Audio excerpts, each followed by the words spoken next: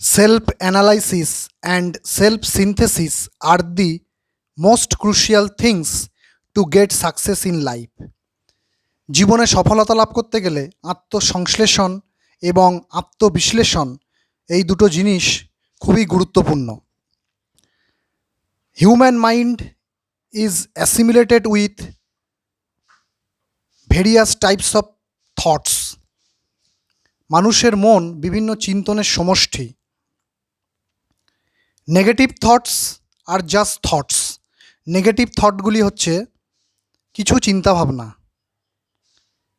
If you think this are just thoughts, যদি তুমি ভাবো যে এইগুলো শুধুই চিন্তা, then no negativity will arise into your mind, তাহলে তোমার মনের মধ্যে কোনো নেগেটিভিটি উদিত হবে না।